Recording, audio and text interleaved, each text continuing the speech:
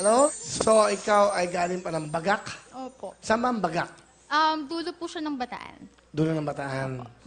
Kaya nga, isa lang yung dala ko medal. Kasi ito po yung dala ko ng audition. Eh sabi ko, yung pinaka-memorable lang na medal yung nadalhin ko sa dami-dami ng achievements ko. Ayun. Marami ka bang mga medals dapat? Opo. Eh ano yan? Ito po kasi graduate ako nung high school. Binigyan ako ng acknowledgement kasi best in English ako, tapos pinanglaban ako for impromptu speech. Best in English? Apo. Ang trabaho ng papa mo ay? Welder po. Welder. Ilang kayo magkakapatid? 3 po. Ate ko, may asawa na po, tapos ako, tsaka yung brother ko po, grade school. Ang nanay mo naman? Before po nagkatrabaho siya nung 3 kami nag-aaral, pero ngayon nag-stop na siya kasi ganyan. Kasi po nagkasakit siya. Nagkasakit si nanay? Pakilala mo sa amin si nanay. Pinapakilala ko po sa inyo ang nanay kong pinagmanahan ko ng lakas ng loob, si Nanay Endang!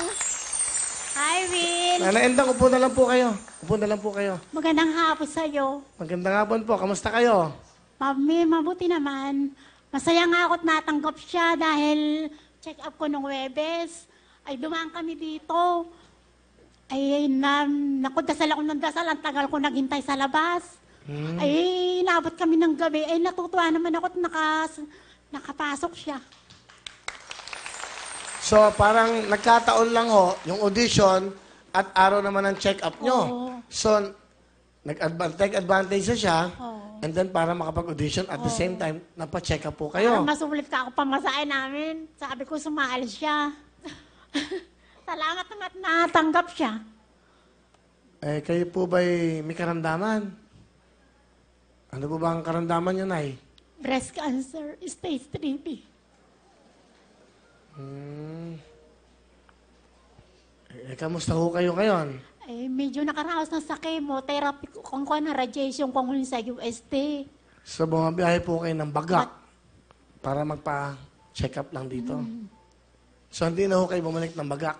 Hindi na, kasi mahal ang pamasahe sa amin. Nagantay na kami, kaya wala kaming dalang damit, nabili lang kami sa ukay-ukay. Yan ba, o Pichi? Okay yan? Ay, damit ko, ukay-ukay. Hindi, Will, galing to sa tindahan ko, sa online shop ko po. Ano yung tindahan ka? Opo, nagtitinda po ako ng Business ka. Ano po gusto nyo sabihin kay Pichi sa anak nyo? Pichi, nagpapasalamat ako sa Diyos at lumaki kang responsable at matalino at matiisin sa buhay. Nagpapasalamat din ako, anak ko. Sana yung yung pangarap mo makasali dito at natanggap ka. Natutuwa ako, anak ko. Sana yung mga iba mo pang pangarap matupad mo. At alam mo, Will, sa totoo lang, minsan ayoko isali yan. Kasi pangit nga. Nawakalala ako. Baka mamaya matalo. Nasasaktan ako. Hindi. Kita nyo naman, nanalo. Hindi naman pangit, nanalo. Sobrang, hindi naman Hindi, pangit. sa totoo lang. Ayoko sumasali yan. Kinakabahan ako. Kinakabahan lang kayo. Baka hindi Baka kasi matalo nga. Ayun.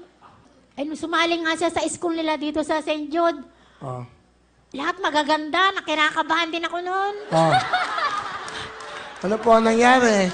Ay, naging first runner-up pa siya. Makita mo nga naman ang buhay, ha? Wow! Haba ng hair. Na-scholar siya doon, 1 taon. Ah. Na-scholar siya doon nung sumali Pero siya. mabait itong anak nyo. May online Oo, business. sa totoo lang, nag-resign siya noong July para sa akin dahil ooperahan ako ng July. Ay, hindi naman pwede ate niya. Kaya siya nagbantay sa akin. Ang kasama ko siya sa check-up ko. Lahat ng check-up ko, kasama ko siya. Naoperahan ako 1 linggo ko sa ospital, siya nagbabantay sa akin. Ano pa yung gusto nyo idagdag para sa anak nyo? Ay, sana lahat ng pangarap niya matupad. Mahal na mahal kita, anak ko. Love you tonight. Pichi, sa mama mo. Huwag kang iyak. Actually, hindi sapat kasi yung mga salita na para ma-express ko yung appreciation ko sa lahat ng ginawa niyo sa amin, kayong dalawa ni tatay. Sa amin, para may taguyod talaga kami. Mapag-aral, mabihisa ng ganito. Wala akong pwedeng gawin na pwede masuklian yung lahat ng yun. Kaya ako, lagi ako sumasali sa ganito, pinagbubuti ko lahat para at least maging proud kayo sa akin. Tsaka,